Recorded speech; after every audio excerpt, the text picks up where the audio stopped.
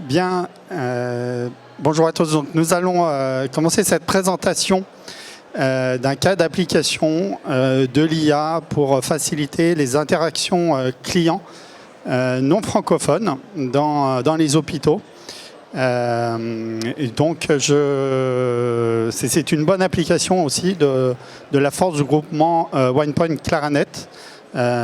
Et également de son application dans le cadre du marché CIH Cloud.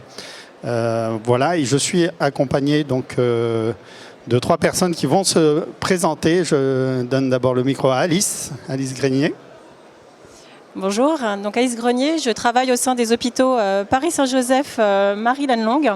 Effectivement, je porte ce projet, ce cas d'usage au sein de Zone Hôpitaux, grâce et au soutien aussi donc, de OnePoint pour ce démarrage. Et bon, donc moi je suis Eric Frézard, je vous souhaite une bonne journée. Et moi je suis le pendant technologique et technique de tout ce qui se passe derrière, qui gère les IA, l'application, et qui fait en sorte que tout ça fonctionne. Bonjour à tous, je m'appelle Nora Dieppe, je suis consultante chez OnePoint spécialisée dans la santé et j'ai le plaisir d'accompagner ce projet d'un point de vue fonctionnel et en travaillant en collaboration avec les hôpitaux Paris-Saint-Joseph et Marie-Laine-Longue. Je propose qu'on démarre la présentation, on va faire un petit peu de contexte de présentation du groupe Paris-Saint-Joseph, Marie-Laine-Longue et OnePoint, raconter la genèse du projet et entrer un peu plus dans le détail des composants de cette solution pour les patients qui ne parlent pas ou mal le français. Et puis vous donner quelques perspectives en termes de sécurité et d'utilisation de l'intelligence artificielle. Alice, la genèse du projet? Ah non, déjà la présentation des hôpitaux, ouais. Effectivement, au niveau de nos hôpitaux Paris-Saint-Joseph, Marie-Laine-Longue, nous sommes donc un ESPIC, donc un établissement privé à but non lucratif. Nous sommes le plus grand ESPIC de France et effectivement classé au niveau Newsweek, au niveau 7e hôpital au niveau de la France. Activité ? Tu fais quoi donc ? Et donc nous avons décidé d'accompagner OnePoint, nous avons décidé d'accompagner l'établissement dans l'établissement de cette application. Donc c'est un partenariat, donc on le développe ensemble. Et donc nous, on a vocation à accompagner les entreprises. On est plus de 3000 collaborateurs aujourd'hui et on accompagne des centaines d'entreprises. Et plus spécifiquement dans le milieu de la santé, on a vocation à pousser ce sujet du numérique qui à la fois fait peur et en même temps fait de grandes envies. Alice, je vais te laisser revenir sur la genèse.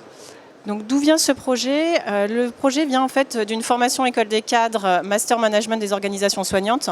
L'objectif étant dans le module innovation de montrer aussi aux cadres et d'une problématique de terrain comment construire un projet d'innovation, une solution innovante.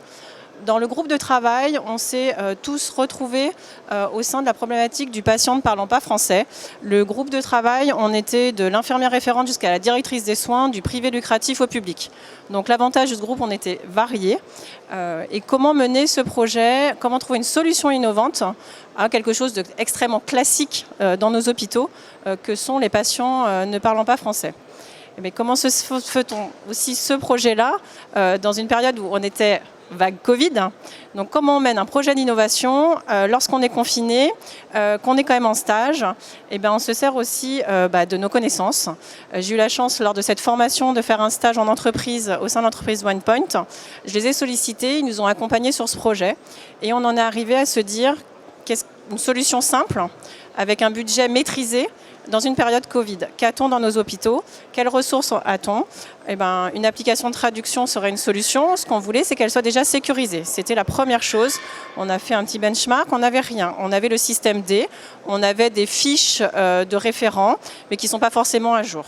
Donc du coup, ensuite, on a fait un questionnaire, ce que j'ai réalisé au sein de nos hôpitaux, et c'était de se dire, est-ce que la problématique qu'on soulève, est-ce qu'elle est réellement une problématique partagée par tous?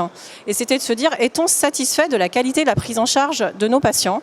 La réponse à 70%, à 78%, c'est que déjà on n'était pas satisfait de notre prise en charge. Des questions plus poussées, c'était aussi de se dire pourquoi? Parce qu'on parle moins bien, on n'arrive pas à qualifier vraiment toute la clinique du patient. C'est un barrage à l'ensemble du parcours patient, de l'accueil à la sortie, au niveau des médecins également en consultation. Ce qui était important aussi au niveau institution, qu'est-ce qui compte?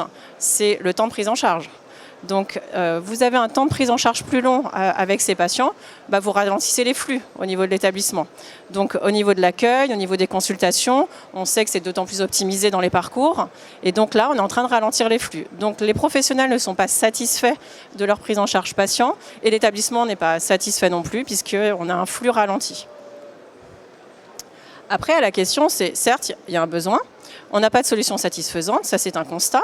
Mais la question finale était, est-ce qu'une application de traduction serait une solution qui serait une bonne réponse pour vous en tant que professionnel?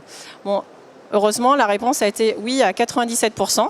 Parce que sinon le projet s'arrêtait tout de suite. C'est que l'application, que ce soit sur smartphone, tablette, peu importe l'outil, n'était pas la bonne réponse.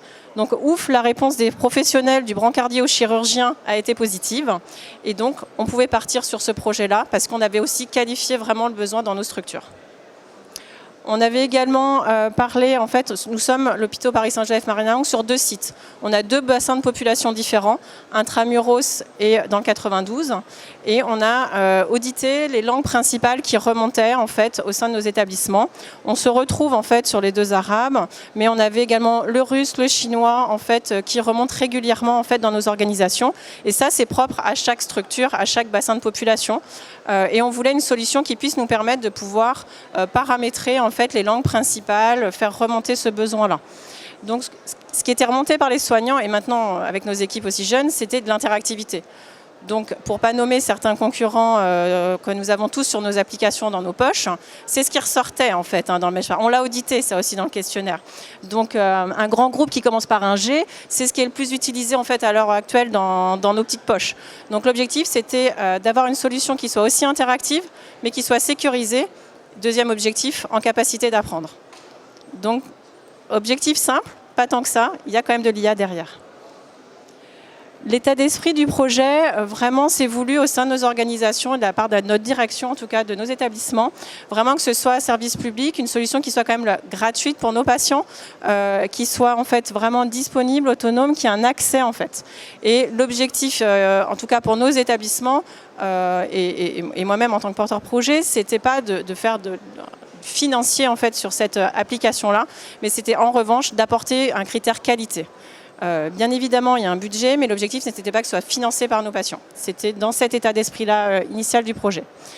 Vraiment, on en est vraiment à la sécurité des données. C'est essentiel à l'heure actuelle dans nos établissements, à tous les niveaux. Donc la sécurité est importante et vraiment c'était le point crucial déjà du projet, puisque nous n'avions pas de solution satisfaisante. Ensuite, voilà en fait la première interface qui a été montée. Donc on l'a compris, il fallait passer l'étape de la validation sur l'établissement, il a fallu trouver un objet technique et technologique qui nous permette de traiter un certain nombre de langues, parce que effectivement toutes nos applications et tous nos systèmes donnent à disposition des centaines de langues, mais finalement quand on fait le listing, on n'a pas forcément tout ce qu'il faut, donc c'était important de faire cette première étape d'analyse. Ce qui était essentiel aussi, c'était de trouver une interface qu'on puisse utiliser évidemment pour tous ceux qui ont des téléphones et qui savent les utiliser, mais en même temps aussi, on va accueillir des populations, on parle de migrants, on parle de personnes âgées, on parle de gens qui éventuellement ne savent pas lire, ne savent pas écrire. Donc il fallait pouvoir intégrer tout ça dans une interface qui soit super simple, parce qu'une personne qu'on ne connaît pas, qui ne parle pas la langue, qui ne sait pas utiliser, donc il fallait trouver quelque chose qui soit de l'ordre de l'apprentissage en à peu près 2 secondes. Donc on a repris des marqueurs de choses assez fondamentaux connus. Et il faut savoir quand même que le plus difficile pour quelqu'un dont on ne connaît pas la langue en face, c'est d'arriver à trouver le drapeau, ou en tout cas la langue avec laquelle on va vouloir converser avec lui. Donc ça c'est tout, on va dire, un énorme sujet qu'on a eu sur la façon dont on allait pouvoir faire l'interaction réellement entre des personnes. Et ce qu'on voit aussi, c'est que c'est une interface là on le met en vertical pour le présenter, mais l'idée c'est vraiment qu'il soit en horizontal et que ça casse ce qu'on a souvent, c'est-à-dire soit un petit peu le syndrome du copinage, c'est-à-dire on a un truc qu'on se partage côte à côte, ou soit on a quelque chose qui met un écran entre les deux et donc casse la conversation. Donc on a voulu rétablir ce système-là. C'est une interface qu'on a fait il y a 3 ans, mais maintenant on peut le retrouver assez facilement dans quelques applications. Et évidemment, ce qu'on a voulu aussi, c'est À partir du moment où c'est un établissement qui met à disposition quelque chose, on veut que ça soit sécurisé. On ne veut pas que ça soit de la donnée sur laquelle le patient va pouvoir commencer à se poser la question, qu'est-ce qu'on fait de ma donnée, qu'est-ce que je vais raconter, est-ce que je suis en confiance, est-ce que je parle à un personnel hospitalier, je parle de quoi. Donc on a voulu vraiment rassurer ça. Aujourd'hui, il y a des normes qui existent et donc des certifications HDS qui permettent de porter ça. Donc c'est pour ça qu'on a eu des solutions cloud qui permettent de tenir ça. Et on s'est basé là-dessus. Maintenant aussi, ce qu'on a pu faire et ce qu'on a voulu faire aussi, c'est tout de suite intégrer dans l'esprit du projet cette continuité sur l'humain. C'est-à-dire que c'est pas parce qu'il y a une application qui va traiter la traduction qu'on ne va pas avoir des problèmes sur les interactions, qu'on ne va pas avoir des problèmes sur la bonne traduction et la bonne compréhension de ce qui va être dit. Donc on a déjà commencé, on a dès le début imaginé un système de référents de langue, et c'est pour ça qu'on a trouvé les langues essentielles sur l'établissement, parce qu'on va pouvoir discuter avec des gens sur est-ce que les conversations qui ont lieu, on va se les faire une revue à la semaine ou au mois, on va regarder, puisque après on est censé les effacer, mais pouvoir être capable de dire ça s'est bien passé, mal passé. C'est ce qu'on met à la fin, on a mis un petit combiné pour dire on raccroche et on pose juste une question, ça s'est bien ou mal passé. Et être capable derrière de dire est-ce que c'est la tablette qui a un problème technique parce que le micro ne marche pas bien, ou est-ce que effectivement les traductions n'étaient pas bonnes, la transcription n'était pas bonne. Et ça, c'est que des référents de langue qui sont capables de nous le dire, avec le jargon hospitalier qu'on peut connaître, des fois il y a des choses assez surprenantes. Et évidemment, bon, ça aide un petit peu aussi sur les règles sanitaires, puisque chacun a son côté. Donc tout le monde n'est pas en train de taper sur le même endroit sur l'écran. Et puis évidemment, c'est quelque chose d'assez intuitif.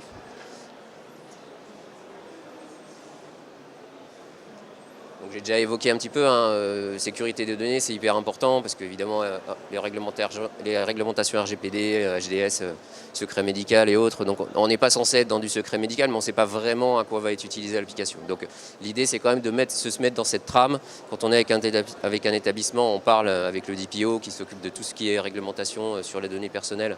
Et donc on peut voir justement, là on s'est mis d'accord pour conserver la donnée sur un mois pour pouvoir la présenter justement à ces fameux référents, mais on ne s'en sert que pour ça.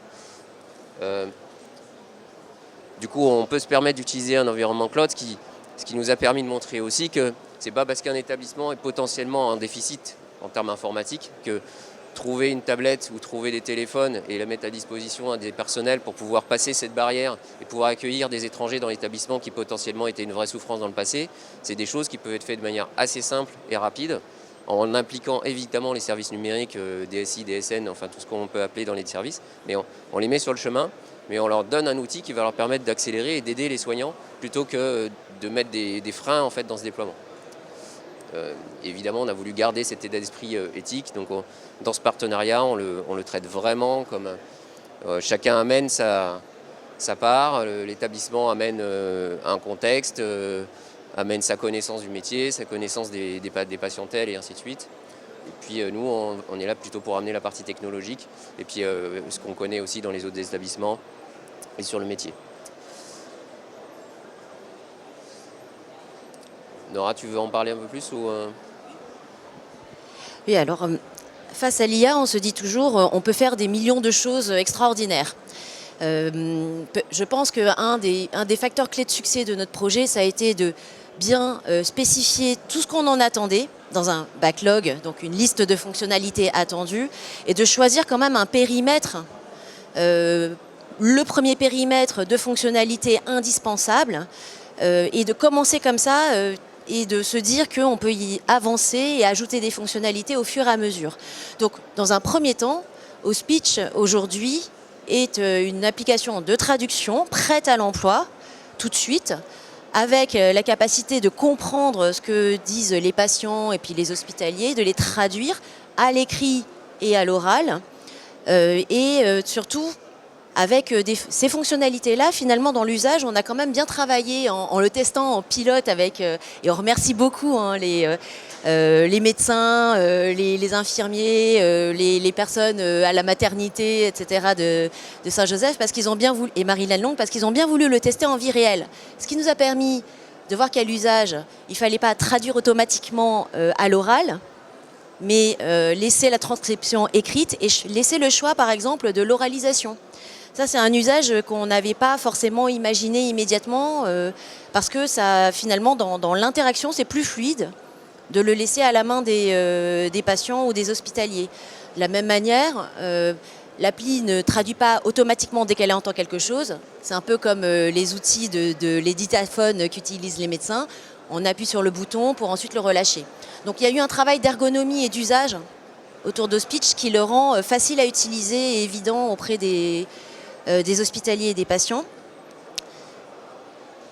L'autre secret du succès du projet, c'est la participation dès le début de l'ensemble des acteurs, aussi bien les fonctionnels que les techniques, que le juridique, que la communication. Et c'est finalement cette alliance entre tous les acteurs, avec l'établissement hospitalier et OnePoint et le cloud provider qui nous a permis de réussir ce projet dans le temps. Et enfin, bien sûr, le futur. On rêve de plein de choses. On aimerait rajouter un certain nombre de fonctionnalités. Alors, l'inclusion, par exemple, on a beaucoup évoqué le langage des signes.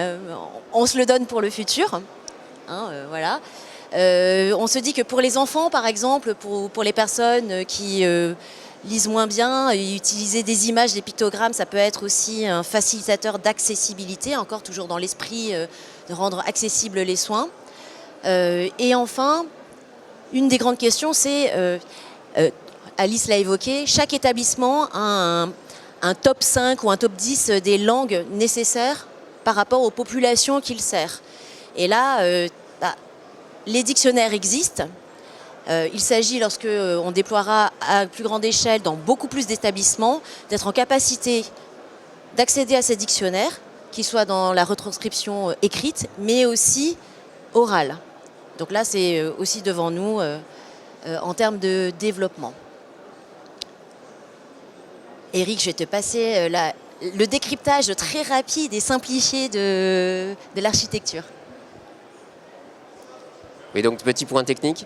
Donc ce qu'on a imaginé, c'est que, on vous l'a déjà présenté, donc il y a une tablette qui permet de discuter avec une instance dans le cloud. Aujourd'hui, on utilise une intelligence artificielle. Et l'idée, c'est qu'on a fait quelque chose de suffisamment générique, donc on est capable d'utiliser pratiquement n'importe quel système. C'est juste une question de mise en œuvre. Ce qui veut dire que derrière, en fait, on a un système qui va nous permettre justement aussi de historiser toutes ces conversations.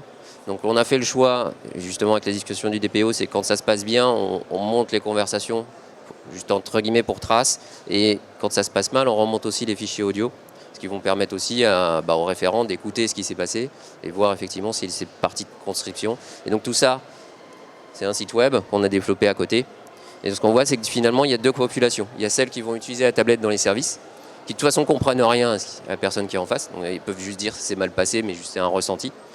Et de l'autre côté, on aura une population de référents qui vont être capables de pouvoir poser un avis et dire oui, non, ça s'est bien ou mal passé.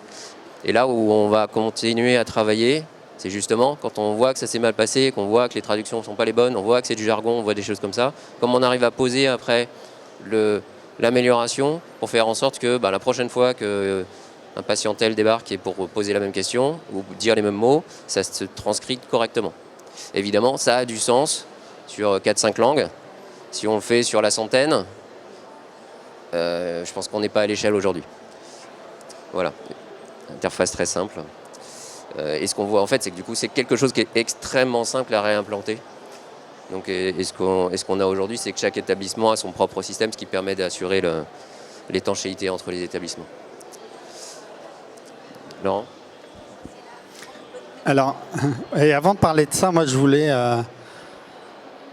faire mention d'un point qui m'a paru, moi qui m'a particulièrement touché, c'est que effectivement là on a un service qui permet de simplifier donc l'interaction entre un professionnel et un patient, mais je sais aussi que un mode d'utilisation, c'est de dire quand on accueille ce patient, donc on a repéré que effectivement il aurait des problèmes pour se faire comprendre, que l'idée aussi c'est de pouvoir lui dire voilà, on vous confie une tablette qui va vous accompagner dans tout votre parcours à l'hôpital, c'est-à-dire dans les interactions avec votre médecin, avec l'infirmière, mais aussi vous avez besoin d'aller à la cafette, vous allez parler avec l'aide-soignant qui passe, qui n'est pas votre référent, enfin peu importe, toutes les interactions que vous allez avoir dans l'hôpital, ne vous inquiétez pas, vous avez ce device qui fait qu'on va vous comprendre quelle que soit la situation. Et ça, je pense que c'est un facteur de déstress, qui est déjà très bon pour la santé du, du patient. Et aussi je trouve en termes d'accueil et d'attention à l'autre, et en termes d'image, du coup, un point qui est vraiment très très important. Et voilà, je trouve que c'était vraiment intéressant ce point-là. L'avantage du groupement Claranet OnePoint et de notre présence et du fait qu'on soit sur le marché CIH Cloud et notamment sur le Lot 3 fait qu'on peut délivrer cette solution bout en bout basée sur AWS en faisant appel et en exploitant tous les services d'IA d'AWS en passant par Bedrock dans un contexte complètement HDS en ce qui concerne l'infrastructure, dans un contexte complètement sécurisé parce qu'on va être enfermé dans le compte qu'on met en place pour l'établissement à cette occasion. Donc il n'y a pas de problème de fuite de données. On sait où sont localisées les données. Et avec Claranet, la capacité d'assurer un MCO et un MCS complètement HDS également. Donc on est là dans le fait qu'on a ce véhicule contractuel CH Cloud qui facilite l'accès à la solution, et notre capacité avec Claranet de faire du bout en bout pour vous mettre à disposition la solution et assurer le run HDS derrière. Donc en fait, si je suis un établissement de santé, un hôpital en France, donc je peux contacter OnePoint ou Claranet. Et en fait, qu'est-ce qui se passe en termes de démarche de projet? Qu'est-ce que l'établissement doit préparer? Peut-être en quelques points rapides. Est-ce que c'est rapide, facile? Comment ça se passe? Éric, Laurent?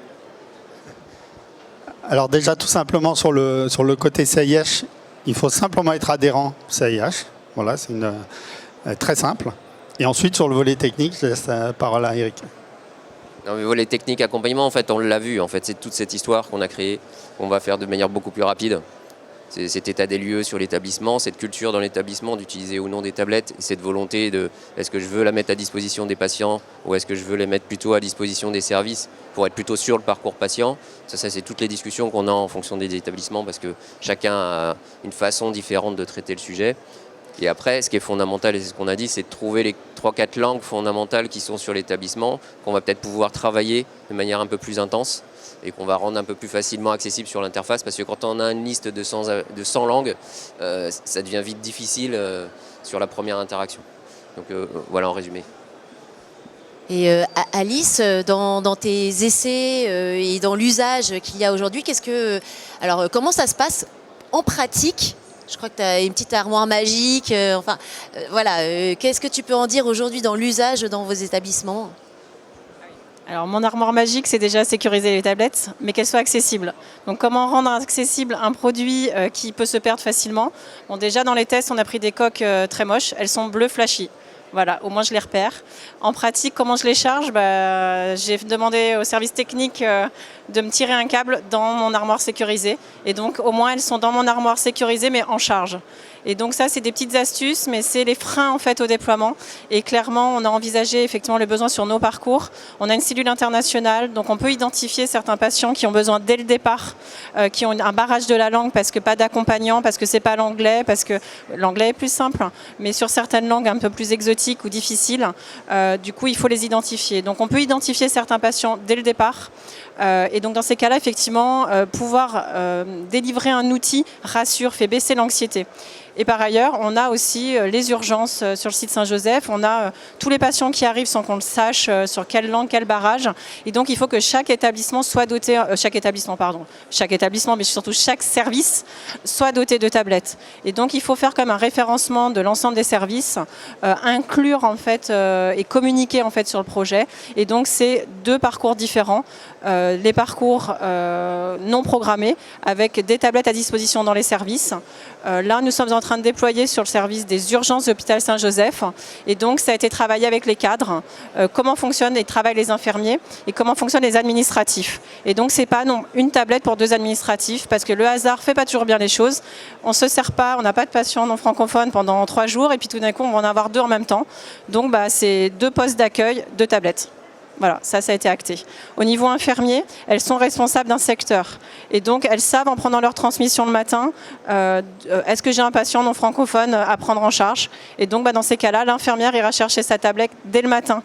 Et pas un aller-retour, en fait, dans sa journée, dès qu'elle prend en charge son patient.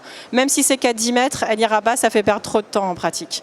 Donc, c'est l'infirmière, aux transmissions du matin, prendra la tablette et sera sur son chariot de soins, aura sa tablette. C'est des choses pratico-pratiques, mais qu'il est essentiel d'embarquer dans le projet pour que ça se passe bien et que ce soit bien développé. Et juste le dernier point qu'on n'a pas évoqué, parce que c'est juste le fondamental en fait, ce qu'on a évoqué là, c'est que finalement, et on en a encore reparlé avant-hier matin, c'est que le fondement de ce système-là, c'est vraiment d'assurer le parcours patient. Et donc c'est de sortir de ce sacro-saint moment où on est devant un chirurgien, un médecin, où finalement, alors c'est jamais parfait, mais on arrive toujours à trouver quelque chose. Mais quand on a quelqu'un qui vient pour une opération, ou quelqu'un de la famille qui vient rendre visite à quelqu'un qui est hospitalisé, il faut quand même...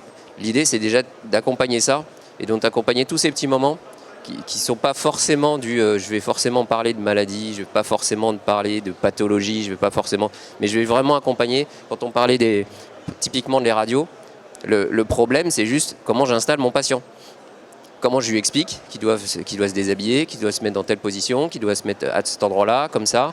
Et tout ça, c'est pas le moment médical, entre guillemets, puisque de toute façon, la radio, c'est pas du médical. Mais c'est fondamental dans le parcours patient, parce que si j'ai pas une bonne image, je vais avoir un gros problème après. Voilà. Et donc, c'est ça qui est... Et c'est ce qui est ressorti. Hein. C'est vraiment tous ces moments-là avec des patients qui sont pas de la langue, et c'est là où sont vraiment les difficultés. En fait, ça remplacera jamais l'humain. L'humain est toujours le meilleur. C'est-à-dire que quand on a un collègue, un traducteur possible selon les institutions, c'est le top. Pour autant, c'est offrir un outil dans tous les moments où justement on avait un fractionnement. La nuit, on a moins de référents possibles. Sur l'ensemble du parcours, on n'a pas toujours l'humain qui peut accompagner. Nous, c'est génial. On a la chance d'avoir un chirurgien qui parle turc, mais quand il est au bloc, il est au bloc. Donc on a quand même de nombreux référents au sein de l'établissement. Pour autant, avoir la liste à jour, c'est pas toujours évident, surtout pour les nouveaux arrivants. Et donc, c'était d'offrir un outil en fait qui puisse aider dans toutes ces petites interactions. Même si l'humain reste le meilleur, c'est offrir un outil supplémentaire pour éviter les fractionnements de parcours. Laurent, Eric, est-ce que vous avez encore un commentaire? Non, je pense que ce sera le mot de la fin. Merci beaucoup. Et venez nous voir sur le stand Claranet OnePoint pour en savoir plus sur Auspitch. Merci beaucoup.